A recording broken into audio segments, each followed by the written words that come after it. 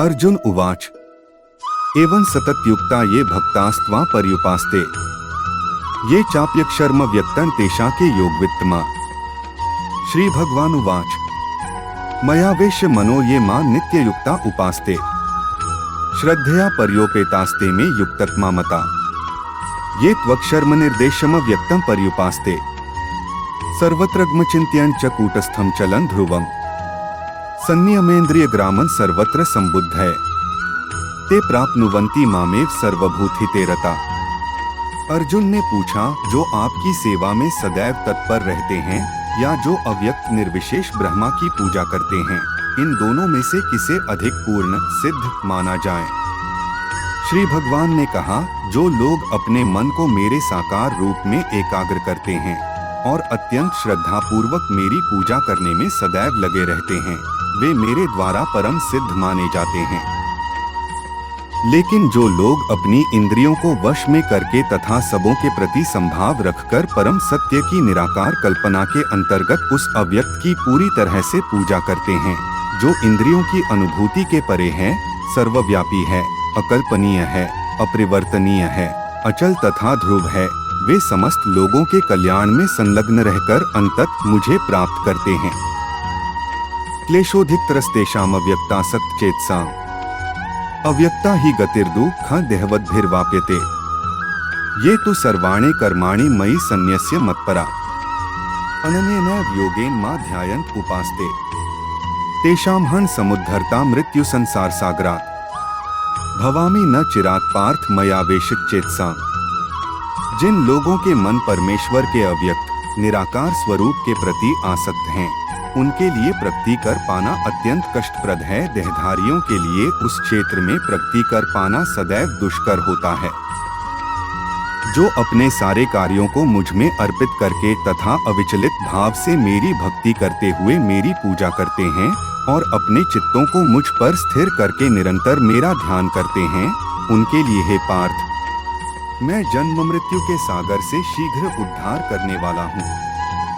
मयेव मन आधत्स्व मयि बुद्धि निवेशय निवसिष्यसि मय्येव अत ऊर्ध्वं न संशय अथ चित्तः समाधातु न शक्नोषि मयि स्थिरम् अभ्यास योगेन ततो मामिच्छाप्तु धनंजय अभ्यासेप्यस्मर्थोसि मत्कर्म प्रमो भव मदर्थमपि कर्माणि कुर्वन् सिद्धिं वाप्स्यसि। मुझ भगवान में अपने चित्त को स्थिर करो और अपनी सारी बुद्धि मुझ में लगाओ, इस प्रकार तुम निस्संदेह मुझ में सदैव वास करोगे। हे अर्जुन, हे धनंजय, यदि तुम अपने चित्त को अविचल भाव से मुझ पर स्थिर नहीं कर सकते तो तुम भक्ति योग के विधि विधानों का पालन करो, इस प्रकार तुम मुझे प्राप्त करने की चाह उत्पन्न करो। यदि तुम भक्ति योग के विधि विधानों का भी अभ्यास नहीं कर सकते तो मेरे लिए कर्म करने का प्रयत्न करो, क्योंकि मेरे लिए कर्म करने से तुम पूर्ण अवस्था सिद्धि को प्राप्त होगे। अथैतत्प्य शक्तोसि कर्तुम् मद्योगमाश्रित सर्वकर्म फलत्यागं तत् कुरु यतात्मवान् श्रेयो हि ज्ञानमभ्यासाच् ज्ञानाध्यानं विशिष्यते ध्यानात् कर्म फलत्यागस्त्यागात् शान्तिरनन्तरम् अद्वेष्टा सर्वभूतानां मैत्र करुण एव च निर्ममो निर्हंकार समदुःख सुख क्षमी संतुष्ट सत्य योगी यतात्मा दृढ़ निश्चय मयर्पितं नो बुद्धिर्यो मद्भक्त समे प्रिय। किंतु यदि तुम मेरे इस भावनामृत में कर्म करने में असमर्थ हो तो तुम अपने कर्म के समस्त फलों को त्याग कर कर्म करने का तथा आत्मस्थित होने का प्रयत्न करो।